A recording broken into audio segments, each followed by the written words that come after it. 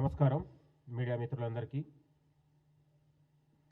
నిన్న జరిగినటువంటి గ్రామ పంచాయతీ ఎన్నికల్లో మొదటి ఎన్నికల్లో రేవంత్ రెడ్డి గారి ప్రజాపాలనకు, రేవంత్ రెడ్డి గారి 2 ఏళ్ల పాలనకు ప్రజలు గొప్ప తీర్పిచ్చారు. గ్రామాలలో ఇవాళ కాంగ్రెస్ పార్టీ ప్రభుత్వం చేపట్టినటువంటి అభివృద్ధి పథకాలకే ఇవాళ ఒక గొప్ప తీర్పులాగా స్వాగతం పలికారు ప్రజలు. కాబట్టి ఇంకా రానున్నటువంటి 2వ విడత 3వ విడతల్లో కూడా ఇదే తరహాలో ఫలితాలు గ్రామాలలో సర్పంచులకు అవకాశాలు కాంగ్రెస్ పార్టీకి భారీ విజయం సాధించబోతుంది అనడానికి ఇది ఒక గొప్ప నిదర్శనం. కాబట్టి తెలంగాణలో ఇవాళ ప్రజా పథకాలకు, కాంగ్రెస్ ప్రభుత్వం చేపట్టినటువంటి సంక్షేమ పథకాలకు ప్రజలు గ్రామాలలో పెద్ద ఎత్తున లబ్ధిదారులకు గొప్ప మేలు జరిగింది అనడానికి ఇది ఒక నిదర్శనం. కాబట్టి గత పాలకుల నిర్లక్ష్యం, నిర్వీర్యం వల్ల లబ్ధిదారులకు అసలైన పథకాలు చేరకుండా ఇవాళ అనేక ఉన్నటువంటి అక్రమాలు, అవినీతికి పాల్పడంతో గ్రామాలలో ఇవాళ కాంగ్రెస్ పార్టీ వచ్చిన తర్వాత సంక్షేమ పథకాలు ఇవాళ సన్నబియ్యం లాంటి, రైతు రుణమాఫీలని కానీ, రైతు భరోసా కానీ, ఇవాళ ఉన్నటువంటి 200 యూనిట్లు ఉన్నటువంటి పేద లబ్ధిదారులకు ఏదైతే జరుగుతుందో అవి ప్రజల్ని ప్రభావితం చేసినాయని కూడా ఈ సందర్భంగా మనం చెప్పవచ్చు. కాబట్టి కాంగ్రెస్ ప్రజాపాలనకు ఇది ఒక గొప్ప తీర్పులాగా, ఒక మైలురాయిగా మనందరం కూడా చెప్పుకోవచ్చు. ఒకవైపు గ్లోబల్ సమ్మిట్తోని తెలంగాణ రాష్ట్రానికి గౌరవ ముఖ్యమంత్రి రేవంత్ రెడ్డి గారు గొప్ప ప్రఖ్యాతి పెంచారు ప్రపంచవ్యాప్తంగా. కాబట్టి తెలంగాణ రాష్ట్రం గతంలో 10 ఏళ్లలో గత పాలకులు ఉన్నటువంటి దివాలా తీస్తే ఇవాళ రైజింగ్ తెలంగాణతో, ఇవాళ తెలంగాణ గ్లోబల్ సమ్మిట్తో ప్రపంచానికి తెలంగాణ రాష్ట్రం పరిచయం అయింది. ప్రపంచానితో పాటు ఇవాళ పరుగులు పెట్టే విధంగా తెలంగాణ రాష్ట్రం ఇవాళ ఒక ప్రఖ్యాతిగా, ఒక మంచి ఆదరణతో ఇవాళ వచ్చింది. కాబట్టి ఇది ఒక తెలంగాణ రాష్ట్ర అభివృద్ధికి ఒక నమూనాగా, ఒక రైజింగ్ తెలంగాణగా ఈరోజు ఒక ఆదరణ పెరిగిందనడానికి మనందరం చెప్పవచ్చు. ఇంకో రకంగా మనం చూస్తే గౌరవ ముఖ్యమంత్రి రేవంత్ రెడ్డి గారు ఉస్మానియా యూనివర్సిటీకి 100 ఏళ్ల ఓయూకు యూనివర్సిటీకి రావడంతో ఓయూకు ఒక ప్రతిష్ట పెరిగింది. ఇవాళ 1000 కోట్లు ఉస్మానియాకి ఇవ్వడం అంటే ఉస్మానియా యూనివర్సిటీ ఉన్నంత కాలం ముఖ్యమంత్రి గారి పేరు ఉంటుందనే దానికి, సజీవంగా పేరు ఉంటుందనడానికి నిదర్శనం. 75 ఏళ్ల స్వాతంత్ర భారతదేశంలో, ఉమ్మడి రాష్ట్రంలో ఏ ముఖ్యమంత్రి కూడా చేయలేని పనిని మన ముఖ్యమంత్రి రేవంత్ రెడ్డి గారు చేశారు. అది తెలంగాణలో అన్ని యూనివర్సిటీలతో పాటు ఇవాళ ఉస్మానియా యూనివర్సిటీకి గొప్ప పేరు, ప్రతిష్టను ఇవాళ పెంచారు ఆయన పర్యటనతో అనే విషయాన్ని ఈ సందర్భంగా చెప్తాం. 1000 కోట్లు ఇచ్చిన దానిపైన చర్చ లేకుండా అక్కడ ఉన్నటువంటి ప్రొఫెసర్ల పైన చర్చను చేసి 1000 కోట్లని డైవర్ట్ చేయడం అనేది కూడా సరైంది కాదంటున్నాను. బీఆర్ఎస్ నాయకులకు ఒక సిగ్గు ఉండాలి. కనీసం 10 ఏళ్లలో ఒక మంత్రినన్న ఆర్ట్స్ కళాశాల దగ్గర తీసుకుపోయినరా, ఒక ఎమ్మెల్యేనన్న ఆర్ట్స్ కళాశాల తీసుకుపోయినరా. కాబట్టి ఒక ముఖ్యమంత్రి 2 సార్లు, 3 నెలల్లో 2 సార్లు ముఖ్యమంత్రి గారు వెళ్ళి 1000 కోట్ల అభివృద్ధి నమూనాకు ఇవాళ అక్కడ ఉన్నటువంటి నమూనా చేయడం, అక్కడ డిపిఆర్ సిద్ధం చేయడం అంటే అక్కడ యూనివర్సిటీ పురోగతికి, అభివృద్ధికి ముఖ్యమంత్రి గారు ఒక పునాది వేసిండడానికి ఇది ఒక నిదర్శనంగా మనం చెప్పవచ్చు. కాబట్టి ముఖ్యమంత్రి గారి ఈ యూనివర్సిటీ పర్యటన పైన బీఆర్ఎస్ నాయకులు మాట్లాడడం అనేది చాలా సిగ్గుచేటు. దీన్ని అందరూ కూడా స్వాగతించాలి. తెలంగాణ సమాజంలో ఇవాళ బీఆర్ఎస్ హయాంలో యూనివర్సిటీలలో మొత్తం కూడా కుంటబడి అభివృద్ధి లేక బోసిపోయిన యూనివర్సిటీలకు ముఖ్యమంత్రి గారు వచ్చిన తర్వాత వాటికి ఒక గౌరవం పెరిగింది, నిధులు వచ్చినాయి, భవిష్యత్తులో నియామకాలు కూడా రాబోతూ ఉన్నాయి. కాబట్టి ఇది తెలంగాణ అభివృద్ధికి ఒక గొప్ప నిదర్శనంలాగా చూడాలి తప్ప దీన్ని కూడా రాజకీయ కోణంలో చూడడం అనేది బీఆర్ఎస్ నాయకులు సరైంది కాదని మేము కోరుతా ఉన్నాం. ఇంకో రకంగా మనం చూస్తే ఇవాళ గౌరవ ముఖ్యమంత్రి రేవంత్ రెడ్డి గారు 2 ఏళ్ల ప్రజాపాలనలో ఒక రోబోలాగా, ఒక యంత్రంలాగా 24 గంటలు ఇవాళ ప్రజల కోసం పనిచేస్తూ ఉన్నారు. కాబట్టి గతంలో 10 ఏళ్లలో ఎన్నడూ జరగని అభివృద్ధి ఇవాళ 2 ఏళ్లలోనే అభివృద్ధి మార్పు తెలంగాణలో ఇవాళ అన్ని ప్రాంతాలలో మనం కనిపించింది.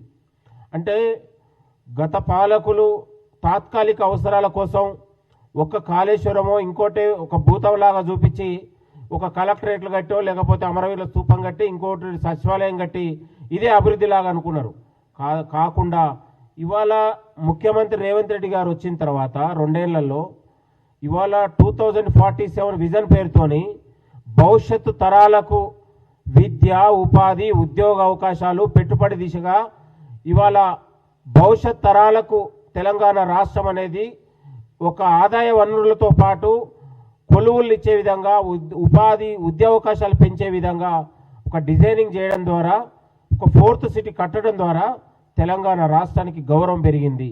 ఇవాళ ప్రపంచ దేశాలు తెలంగాణ వైపు చూసే విధంగా ఒక పర్యాటక రంగంగా, సాంస్కృతిక అభివృద్ధి కోణంతో పారిశ్రామిక రంగాల్లో ఇవాళ తెలంగాణ రాష్ట్రం ముందుండబోతా ఉంది.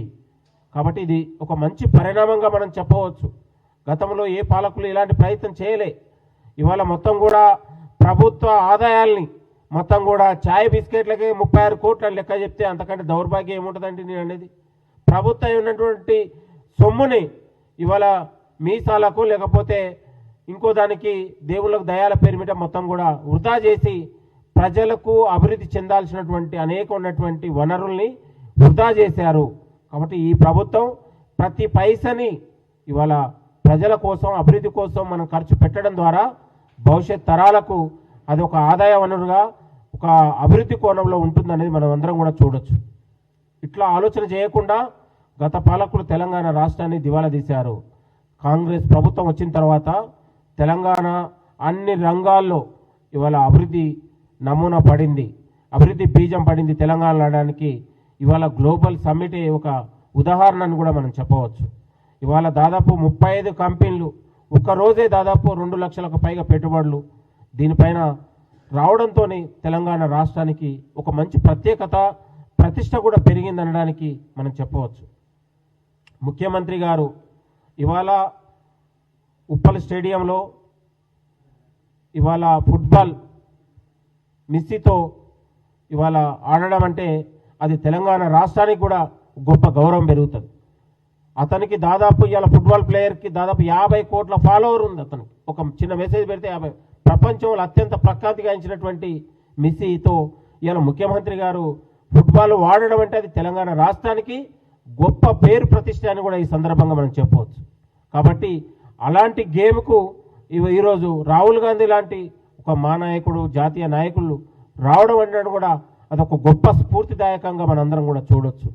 కాబట్టి రేవంత్ రెడ్డి గారి పాలనతోని 2 ఏళ్ల ప్రజాపాలన పూర్తయిన సందర్భంలో ప్రతి అవకాశం, ప్రతి నడక, ప్రతి ఆలోచన తెలంగాణ అభివృద్ధితో పాటు ఆకాంక్షను పెంచే విధంగా ముఖ్యమంత్రి గారు తీసుకున్నటువంటి నిర్ణయాలు తెలంగాణ రాష్ట్రం ఇవాళ అభివృద్ధితో పాటు పరుగులు పెట్టే విధంగా ఒక యంత్రంలాగా తెలంగాణ రాష్ట్రానికి ఒక ముఖ్యమంత్రి గారు నిత్యం ఒక రోబోలాగా పనిచేసి ఇవాళ ప్రజల కోసం పనిచేస్తున్నారు. మనందరం చూస్తే గతంలో ఇవాళ ముఖ్యమంత్రి అనేవాళ్ళు బయటికి వస్తే రావడం కూడా గతంలో కేసీఆర్ ఆయవలో ఉన్నప్పుడు ముఖ్యమంత్రి కూడా బయటికి వస్తే ఒక న్యూస్, ఆయన ఫామ్ హౌస్ ఉంటే ఒక న్యూస్. అంటే ప్రజలకు దూరంగా పాలించారు. ప్రజల మధ్యలో ఈరోజు ప్రజాపాలన ప్రజల కోసం పనిచేస్తూ ఉన్నారు అనడానికి ఇది ఒక నిదర్శనంలాగా మనం చెప్పవచ్చు. కాబట్టి ఏదేమైనా ఇది ఒక మంచి ఒక స్ఫూర్తితోని ఒక ప్రభుత్వం ఒక మంచి ఎజెండాతోని ప్రజల కోసం పనిచేస్తూ ఉంది. ఇవాళ మనం గ్రామాలలో వెళ్తే, నిన్నగాక మేము ఓటేయడానికి వెళ్తే గ్రామాలలో కాంగ్రెస్ ప్రజాపాలన వచ్చిన తర్వాత పథకాలు చూసి ప్రజలు ఇవాళ సంబరపడతా ఉన్నారు. ఇందిరమ్మ లాంటి చీరలు కట్టుకొని ఉన్నటువంటి ప్రజలు అక్కడ ఒక పెద్ద ఎత్తున స్వాగతం పలుకుతూ ఉన్నారు. అంటే గతంలో మనం మహిళలకు ఇచ్చినటువంటి చీరలను చూస్తే మహిళలు ఎంత చీకొట్టారనే విషయం గతంలో చూసినాం. కానీ ఇవాళ మహిళలు సంబరపడుతూ ఉన్నారు ఇందిరమ్మ చీరలను చూసి. గ్రామాలలో సంక్షేమ పథకాలు చూసి, సన్నబియ్యం లాంటి పథకాలు చూసి ఇవాళ ప్రజలు ఆనందపడతా ఉన్నారు. ఇంతకంటే గొప్ప విషయం వేరేది కాదని కూడా మనం చెప్పవచ్చు. కానీ నిన్నగాక మొన్న కేటీఆర్ లాంటి మీడియా ప్రజాప్రభుత్వం పైన, ప్రజాపాలన పైన మాట్లాడితే చాలా సిగ్గనిపిస్తూ ఉంది. వాళ్ళ ఆయంలో 10 ఏళ్ళు వాళ్ళకు అవకాశం ఇస్తే కూడా కనీసం ప్రజల కోసం, అభివృద్ధి కోసం వాళ్ళు ఏం చేశారు తెలంగాణ రాష్ట్రం మీ చేతిలో పెడితే అనేది కూడా ప్రజల నుంచి వాళ్ళకు ప్రశ్న ఎదురవుతుంది. కాబట్టి ఏదేమైనా ప్రజాపాలనతోని గ్రామాలలో సర్పంచులు పూర్తి మెజార్టీతోని కాంగ్రెస్ పార్టీ అభ్యర్థులే గెలిచారు, మళ్ళీ గెలవబోతా ఉన్నారు. మరొక 10 ఏళ్ళు తెలంగాణలో కాంగ్రెస్ పార్టీకి ఎదురులేని విధంగా ఇవాళ మనం చూస్తూ ఉన్నాం. మనం ప్రజాప్రభుత్వం చేపడుతున్న సంక్షేమ పథకాలే మరొక 10 ఏళ్ళు కాంగ్రెస్ పార్టీకి ఒక పట్టుకొమ్మల్లాగా నిలుస్తాయనేది కూడా మేము భావిస్తూ ఉన్నాం.